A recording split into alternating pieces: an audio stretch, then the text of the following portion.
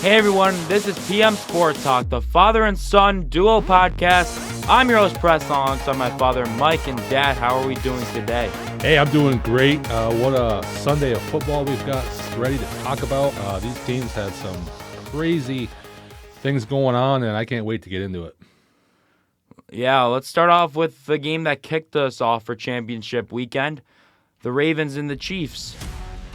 Yeah, Baltimore and the Chiefs.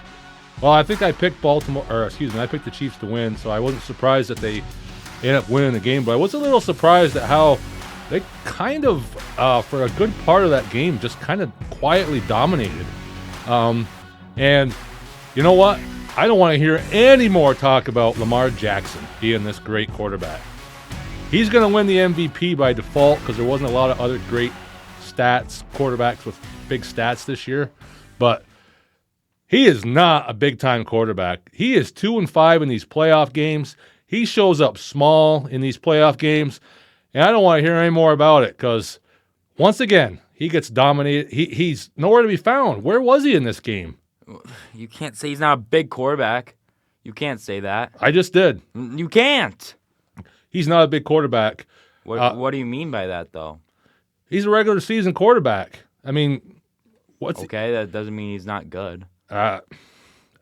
Well, no. When it counts, he's not. He didn't do anything in this game. He once again got if there was ever a time for this team to make it to a Super Bowl, it was this year. And once again, I mean, that defense only allowed 17 points, and he mustered 10. I mean, it's not all on him. Good part of it was. Yeah, but it's not all on him. Zay Flowers fumbled at the goal line. He got a taunting penalty. Yeah, but if you're Lamar Jackson, I mean, where was the Lamar Jackson that runs the ball? Where was that in this game? It's not his fault that they're not calling running plays. Yeah, but he's got to improvise. Patrick, you think those plays that Mahomes scrambles around in, you think those are called plays? No, that's him doing it. And I'm sorry, Lamar Jackson, hey, you give him the MVP all you want. He's never going to win a Super Bowl. Ever. I'll say that right now. He's never winning a Super Bowl. Ravens can have him. They can they can go, 11-6, 12-5 in the regular season. But when it comes playoff time, they're not gonna do anything. They beat a Houston team, big deal. When they came to the big boys, they got beat again. And if they would have played Buffalo, they would have got beat too. I want to hear the same thing that for Josh Allen then. I want to hear the same thing. Yes, he hasn't had the opportunities that he's had. He was in the AFC Championship game against the same team. You can't say that. At least he made it to the AFC Championship game. So did Lamar Jackson. What is your point? He's 2-5. But my point is that Lamar Jackson gets shoved down your throats by all these experts on TV that say, "Oh, he's the greatest thing, this, greatest thing, that, blah blah blah." He comes up small. He keeps winning these MVPs. Josh Allen hasn't won an MVP. Lamar Jackson, now he's going to win 2. And he's supposed to be the greatest thing since sliced bread. And when it comes time to the big game, he's small. He's very small. He plays jittery. He's not confident. You can just tell his whole demeanor out there. This game was totally different. And, hey, yes, Zay Flowers was a disaster in this game. Taunting penalties and fumbles and a whole bunch of personal fouls on the defense. Jadeveon Clowney. Could have had another one there that didn't get called when he hit Mahomes in the face mask there, 98. Forget his name. That did get called. Did that get called? Mm-hmm. I didn't think that got called. He punched him. And that got called. Are you sure that got called? Yes. All right. If we're thinking about the same play, then yeah. All right. Well, anyway, maybe there was another one that I got mixed up with that, but. Yes, but those penalties on defense, they only gave up 17 points. And if you're Lamar Jackson, the MVP, you got to score more than 17 points. I don't think it's asking too much for him to score 20 points. He scored 10. Or to score more than 17 points. Yeah, he didn't even get to 17. That's my point. He didn't get to 17. Hey, I know it's the guy. Listen, the guy on the other side is just better. He's better. He's always going to be better. But I thought, that Baltimore team overall was better. But the play of Lamar Jackson had to, if not equal Mahomes, be at least close to it, and he wasn't. And, hey, he's got to be better. The defense played good enough. Don't you think? I mean, come on. Lamar Jackson, I don't want to hear more. He's got to prove it to me. I don't want to hear any more. I don't want to hear more about him being MVP of the league and this and that. Who cares? Go win a Super Bowl. Go get to a Super Bowl. And I don't see it happening. I just don't. Yeah, I just don't see it with Jackson. He's just not. I mean, he's got to prove it to me. And maybe the defense could have played a little bit better, but 17. I mean, I know they had an opportunity there at the end to shut down Kansas City there and maybe get the ball back with a chance. No, you can't. Yeah, but still, they stopped them enough. They gave the offense a lot more chances than they should have had. Yeah, I mean, it's on the offense, and some of it goes on Todd Monken too, the offensive coordinator. They stopped run. I don't know why they ran 16 running plays. I don't know what they stopped. I mean, Kansas City's defense was their weakness, is stopping the run, and they didn't run the ball. So I don't know. Maybe Kansas City was doing something that I didn't see out there, loading up the box or whatever, so they couldn't run. But I didn't really see that. I think they could have run the ball more. Me watching that game, Kansas City goes right down and scores at 7-0. And from that moment on, even though Baltimore came back and tied it, I just got the feeling that Baltimore was they were playing hurried up. They felt like they had to, they were just playing like they were playing catch up. Even though it was 7-7,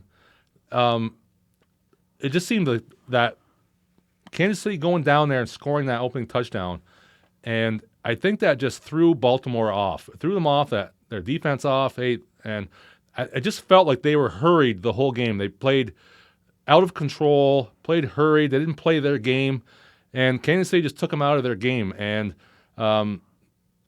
they just, instead of doing what got them there, they got nervous, and they changed things, and they didn't need to. It was only 7. It was 7-7. Yes, Kansas City made it 14-7, and then 17-7. But even 17-7, that's only 10 points. And you had what? A whole half to go? Like, they panicked. They just never got back to what they should have been doing, which was running the ball. They're throwing the ball way too much, and that's just not their game. They have to have that run in there. Lamar has to have the runs in there. Justice Hill, Lamar Jackson, what's his name there? The big guy. Gus Edwards. Even him, he's that big-time north-south runner. He was trying to run outside. I mean, what are you doing? It's like their whole game plan got thrown off, and they just never recovered from it. And Kansas City was, on a year that you thought they weren't going to make it there, they still got there. I'm so sick of them. Everybody's sick of them. But you got to give them credit. They always find a way. That quarterback finds a way, and until somebody beats him in this AFC champion, I mean, Burrow beat him, but that's it. He's the only guy that's beat him so far. Brady, but he's gone. So of the new guys, it's just Burrow. He's just going to be there. Like I said last week with Josh Allen, has to get past his team. So does everybody else, and just seems like they always find a way. And now they have a better defense than they've ever had, so it's going to be even tougher. And it's like they just lay in the weeds. They had this regular season where, they were so-so. They lost to the Raiders on Christmas Day. You're like, this isn't they're not that great of a team. But then come playoff time, boom. Here they are, the same old Chiefs. And they're back in it, and we'll get to this later, but they're my favorite to win it again. All right. Well, let's go to the Lions and Niners then. The big talk of the week is Mr. Dan Campbell. Mr. Dan Campbell, he went for it on 4th down twice when they were in sure field goal range. And if he kicked those 2 field goals, they would have won the game with that final score. You didn't hear me, but I was watching the game. You were downstairs, and your mother was there. And I said, kicking that field goal when it was 24-10, he went for it on 4th down. And I said to your mother, before they even tried the 4th down play, I said, what is he doing? You have to have points there. You go up by 17. San Francisco comes out, gets the ball at halftime. It's 24-7. They go down the field. Your defense stops them, holds them to a field goal, It's 24-10. And then you go get the ball back, and you have an opportunity to cancel out that 3 points and get your 17-point lead back with half the third quarter gone already. And what's Dan Campbell do? He chose for it. Why is he going for it there? I said to her, that's changed the whole momentum of that game. It's not just the 3 points. It's the momentum. San Francisco was dead to rights. And when they stopped them on that 4th and down, their whole team demeanor changed. They got life, and they went right down the field and scored. And then they went right down the field and scored again, and that game was over at that point. And Dan Campbell, as much as I love him, he's done a great job with that team. He ruined that game right there. That team was going to the Super Bowl, and those 4th down things that he did right there, unexcusable. And then you hear him at the podium afterwards. He's talking. He's like, he doesn't regret it at all. Yeah, that's what made me mad. He doesn't regret it. And then he tells his team later on that this could have been our only chance. Like, you're not going to fire them up, tell them good season or anything. No, that was our only chance, and you're going to go back to same old Detroit. Yeah, it was just horrible. And even then on the 27-24, when he went for it was 27-24 49ers, he goes for it again. Take the points there. Once again, I keep referencing your mother. I said to your mother, I go, he has to take the points there. It makes it 27-27. That way, if San Francisco gets the ball back and goes down and scores a touchdown, you're within a touchdown. You can get back and tie this game. But not kicking the field goal there, they're going to go down and score a touchdown. You're going to be down 10, and you're not going to have enough time to make that up. Sure enough, they go right down and score a touchdown.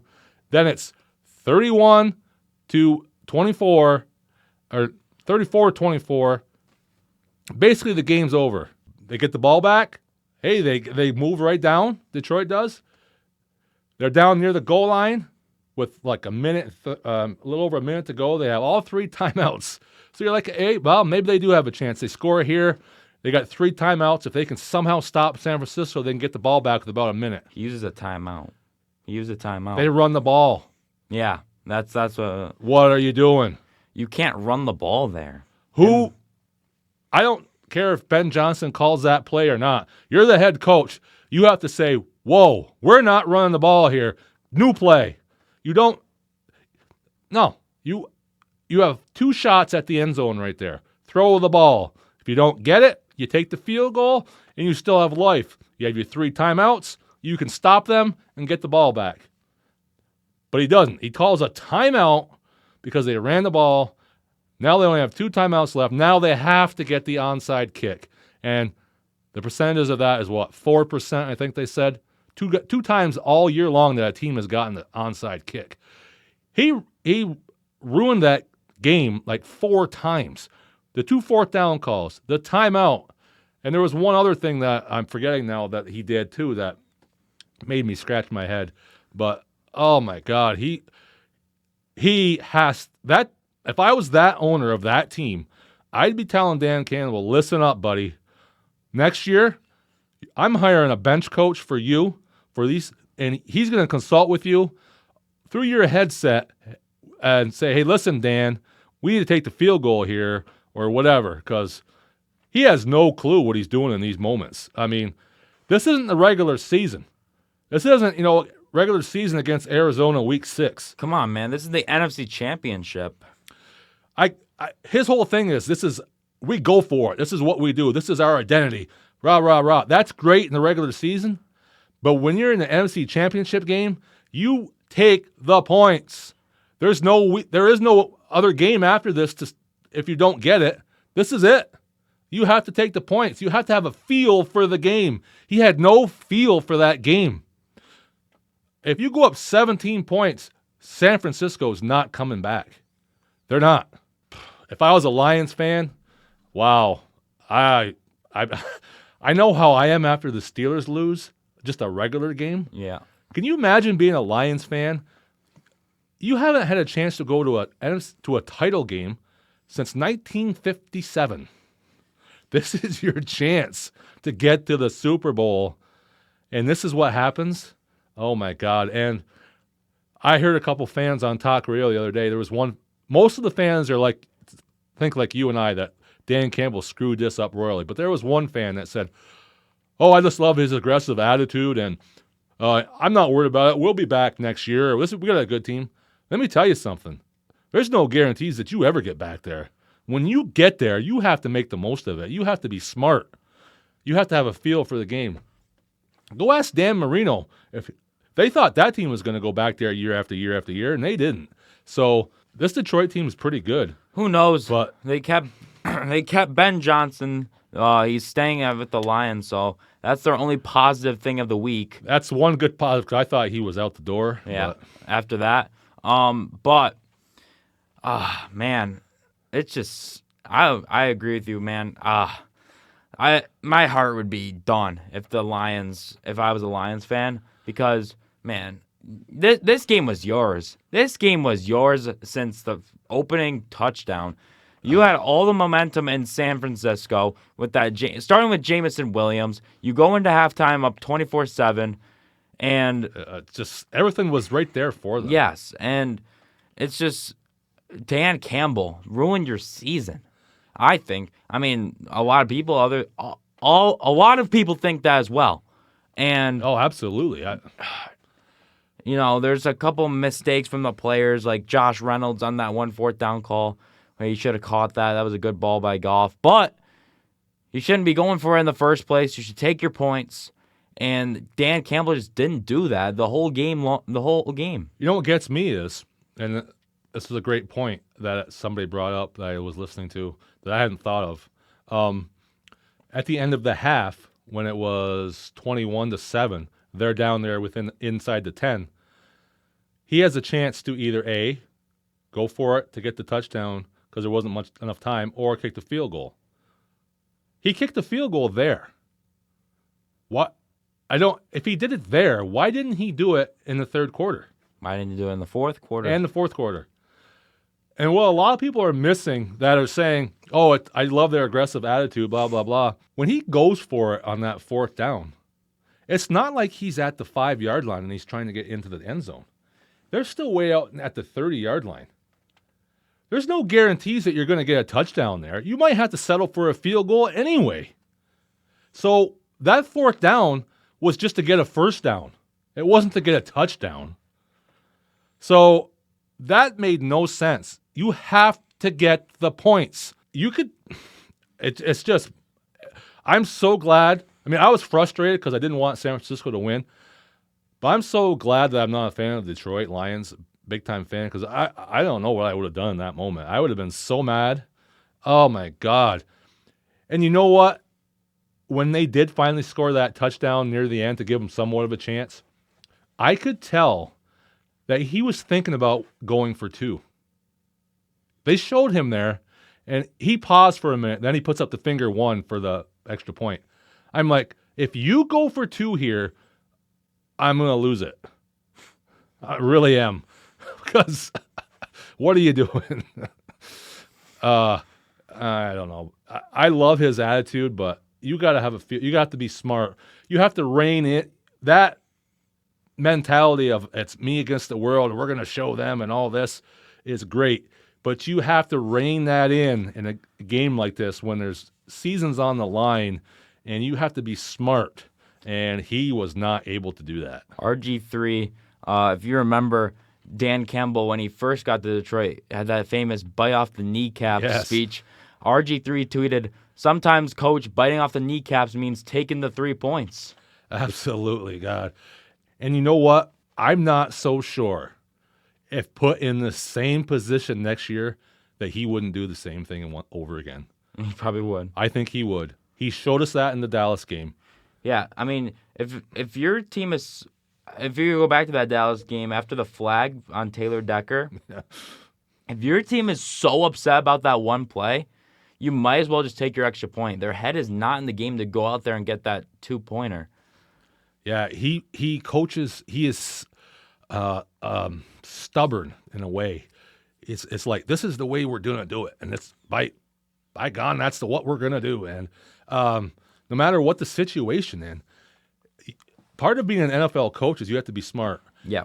56 million people watched this game. It was one of the most watched games of the season. 56 million, probably 50 million people sitting on their couch knew what to do in those situations.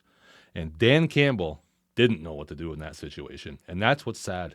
Yeah, I mean, that would have been their first Super Bowl, right? The first ever Super Bowl game. They're one of the only teams. They're the only of the a lot of the original teams, non-expansion teams, that have not been to a Super Bowl. And the country wanted Detroit in this Super Bowl. They wanted somebody to root for. They didn't want San Francisco and Kansas City. We just saw that a couple years ago. We don't want both those teams in there. Yeah. We wanted a team that we could root for. We wanted a big-time underdog. Now we got San Francisco and Kansas City. Who cares? I mean, I'm going to watch it. It's the Super Bowl, but I don't want to see Kansas City win, and I don't want to see San Francisco win. They've won a million Super Bowls. I want an underdog, Detroit. The whole world wanted that, and Dan Campbell robbed us of that, and it's just too bad. And now, I don't even know who to root for now. I mean, I have no idea. I'm going to have to root for Purdy, but I don't want to. I'm going to have to root for San Francisco, but I don't want to. Yeah, I don't want to. But I don't want Kansas City to win again. But and there would have been so many storylines, for us to talk about, like in next week's episode or whatever before the Super Bowl with Detroit. There have been so many things, all the ghosts from the past and Barry Sanders and all this stuff. And finally, they get there, and this is their chance to win the Super Bowl against the big bad Kansas City Chiefs with Patrick Mahomes and Andy Reid and rematch from kickoff. The rematch, big time. That we were just robbed of that because of Dan Campbell couldn't figure out that he needed to get 3 points, and it's a shame. Football fans, we're gonna all watch the Super Bowl on Sunday, but it's not gonna have the same meaning that it would have if we had a big time underdog type team story, whatever, to root for. And now we just have two favorites that whatever. Yeah, it's a shame. That's all there is to it. Dan Campbell robbed us of that with those bad decisions. And we're going to have to talk about San Francisco and Kansas City on next week's episode. Now, I want to move on to here to some NBA action. We have some coaching changes. Oh, big time. Adrian Griffin for the Bucks. He was fired mid-season, and they replaced him with Doc Rivers. Your favorite coach, Doc Rivers.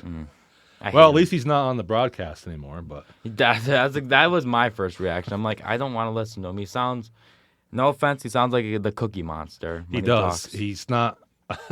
Why they fired there too? We got into that last year. Why they fired Van Gundy and Jackson is beyond me. They didn't want to pay them. Is what it was. But anyway, that's another story. But yeah, I don't know. Have you heard any more?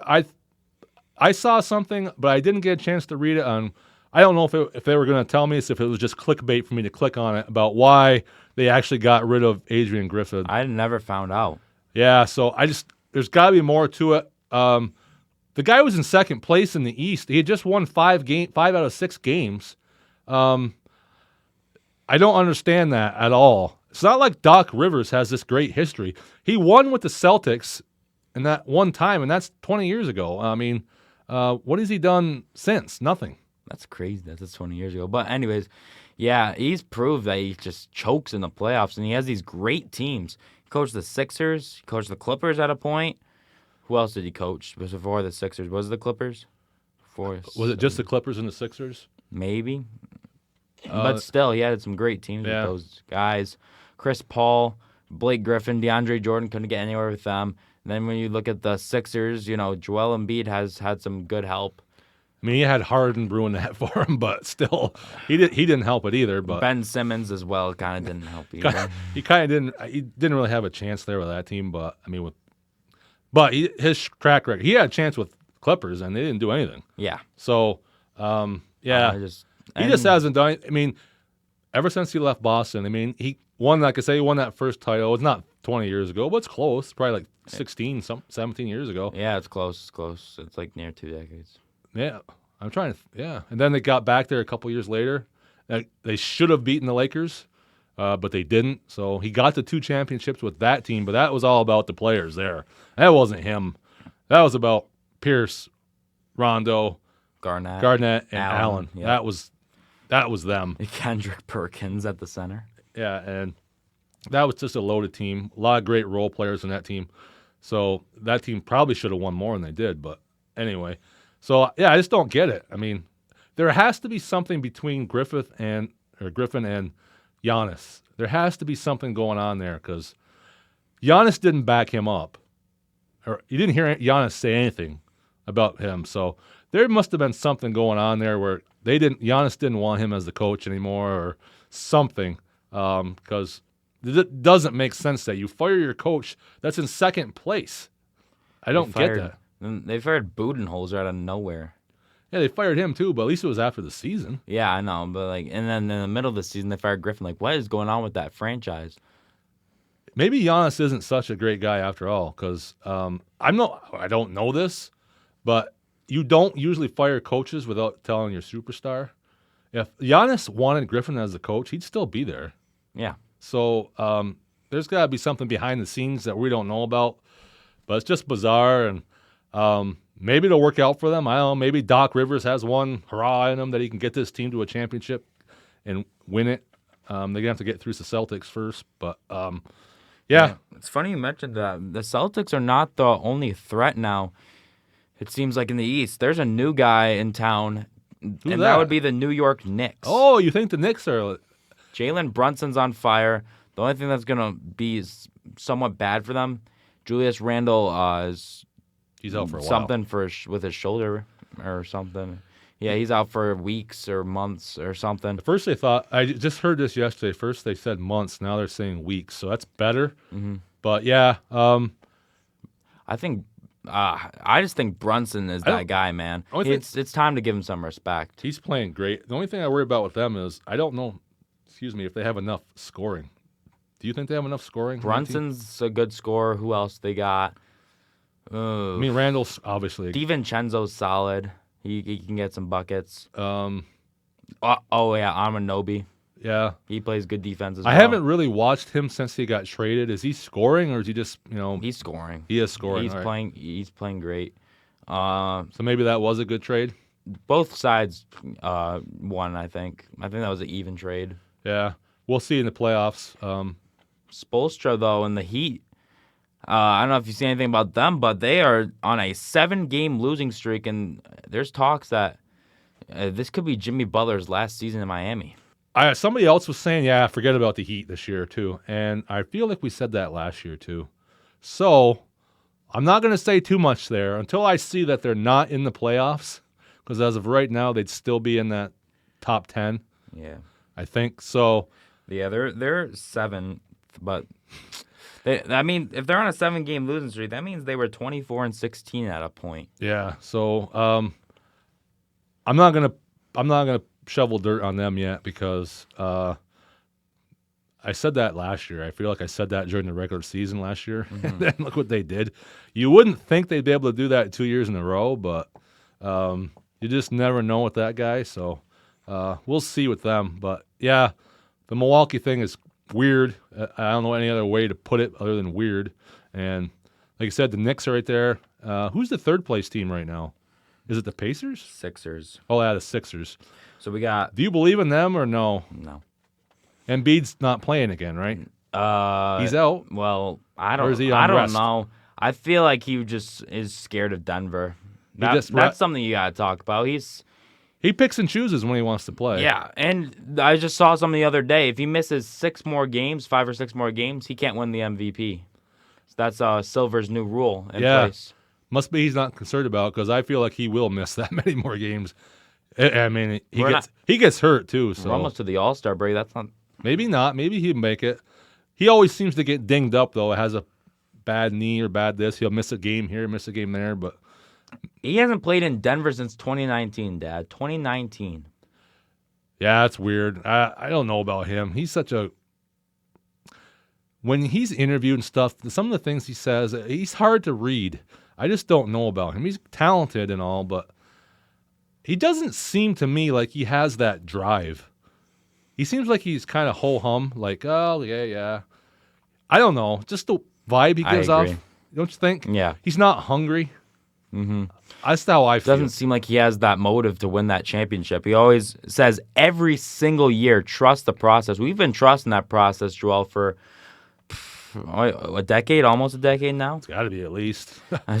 I mean, something's not working. Yeah, I mean, he doesn't have the right player with him. He's kind of like Lamar.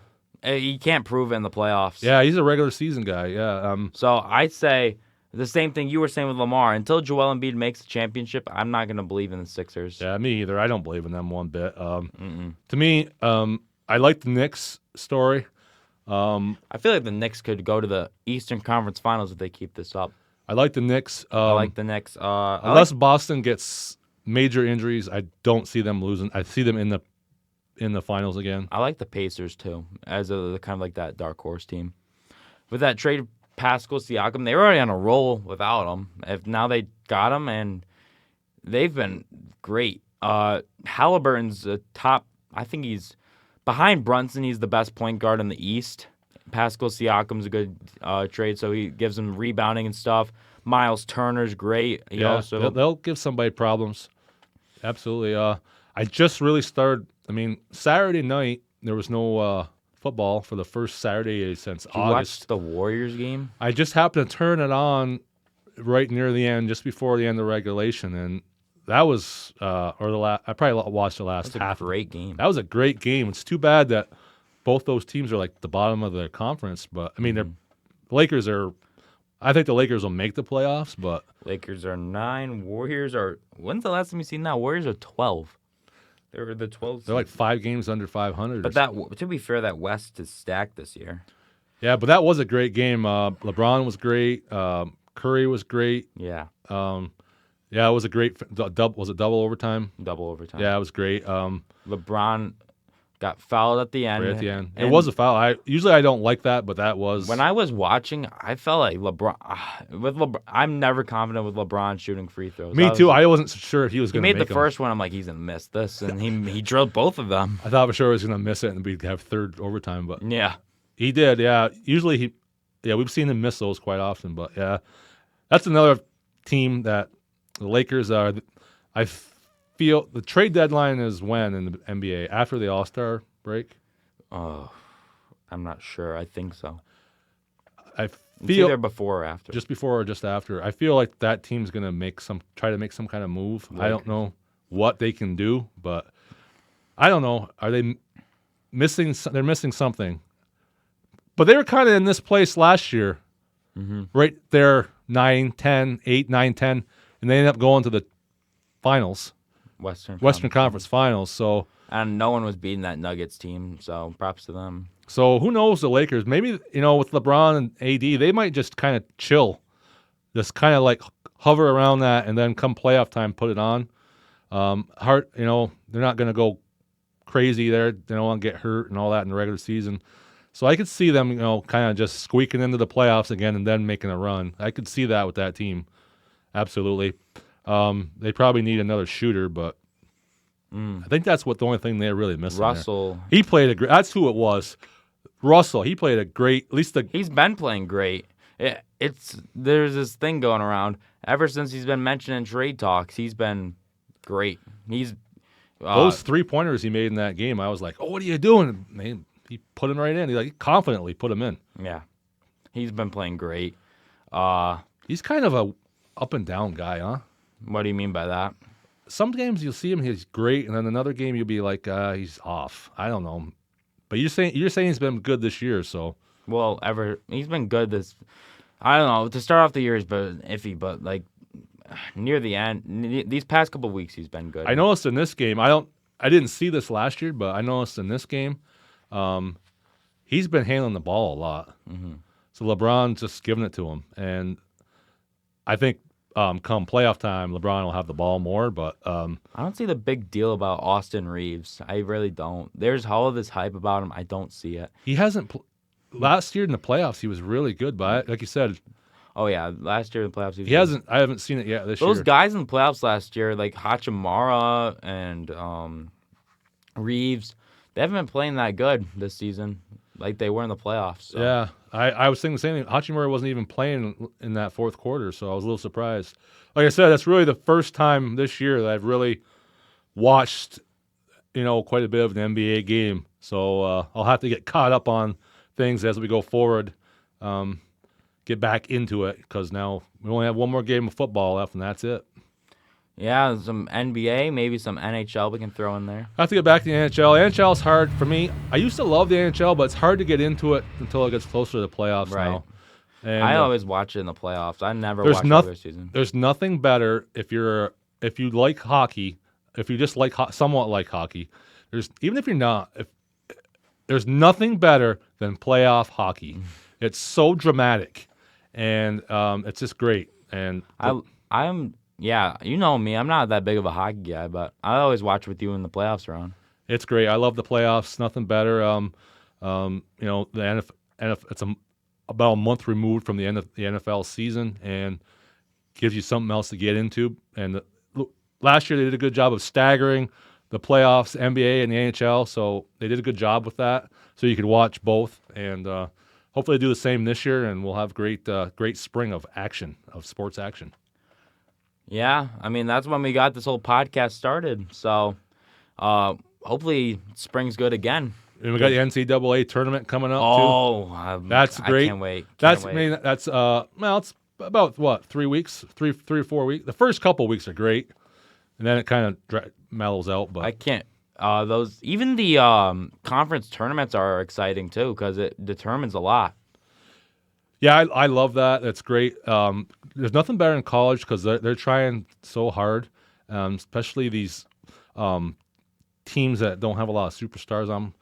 Those guys are going for broke. It means everything to them, and it's just so dramatic. And it's not like the NBA where it's a series.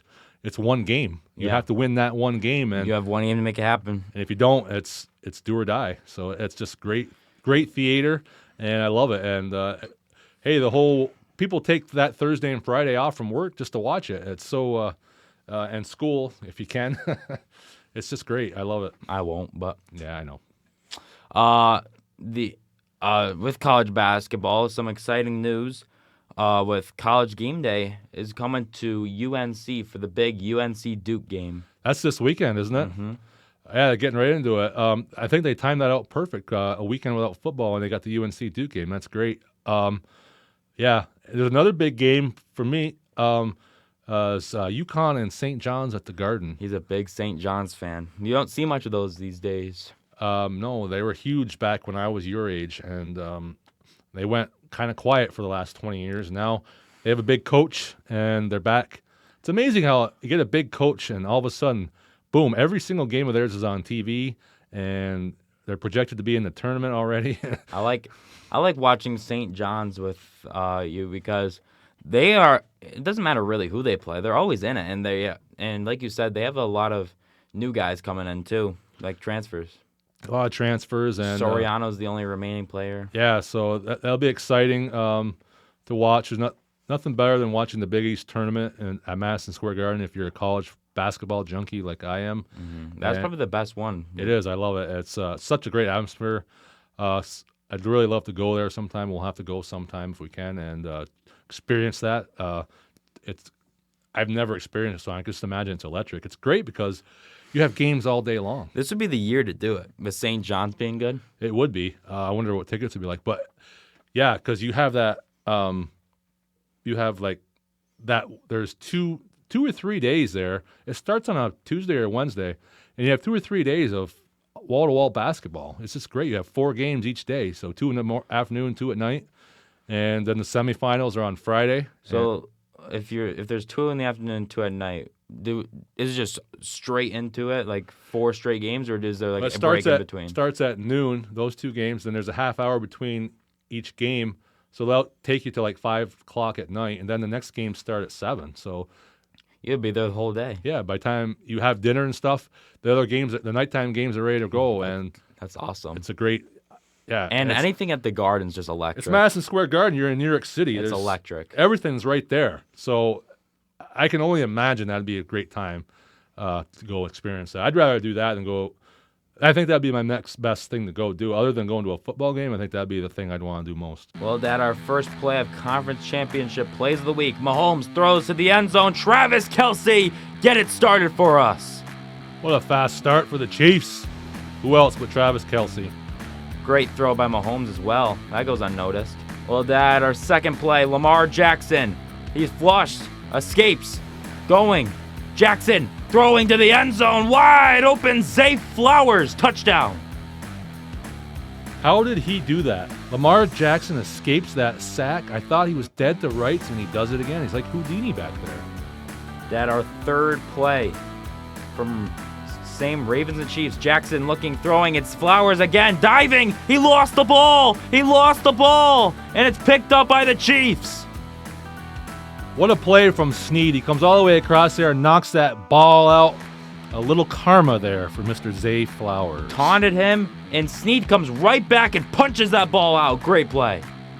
The football gods were at work there. Lamar Jackson in the gun. Takes the snap. Jackson, it's tipped by Reed at the line. Jackson catches his own pass. You are right. He is Houdini. What a play. One of the feel-good plays from Jackson in the game. Catches his own pass. Thought that was going to be another turnover. Lions and Niners. Here is a reverse to Jamison Williams. Finding that block. Finding that space. Jamison Williams still on his feet. Touchdown. You're looking at the speed from Williams there. What a way to get us. Coming from Niners and Lions finally. Throwing it deep for Purdy. This one nearly picked off. Ayuk caught it off the ricochet. What a play from Ayuk. Should have been an interception, and the Niners get the break they were looking for. Well, Dad, that is the end of today's podcast, but can't go away without predictions. We won't do the Super Bowl yet. Let's do some NBA action. Sounds good. We'll save Super Bowl for next week. Yes, so that is for next week, the Super Bowl, because we have that 1 week in between. Let's predict some NBA. Let's do Lakers and Hawks, some national TV games. Where is it? Atlanta. I got Lakers. You have the Lakers? I have the Lakers as well. Atlanta is favored, but I just don't see it. I think the Lakers win this game. And we got 76ers and Warriors. In San Francisco, right? Yep. I'm going to go Warriors. They bounced back from that loss against the Lakers. They need to start winning. I think Curry's motivated. I think this is where the Warriors turn it around against a great team like 76ers. Let's go Warriors. If it's going to start, they need to hurry up. Right now. Well, everyone, that is the end of today's podcast on PM Sport Talk. I am Preston, once again with my father Mike, signing off from today. We will see you next week for the week before the Super Bowl. Can't wait. Have a good weekend. Hey, if you like what you see, you can subscribe down below, and you can listen to our podcast at any time. And also, if you want to reach out to us, you can reach us at pmsporttalk@gmail.com. Also, coming soon is a website. Thank you all for listening. Have a good one.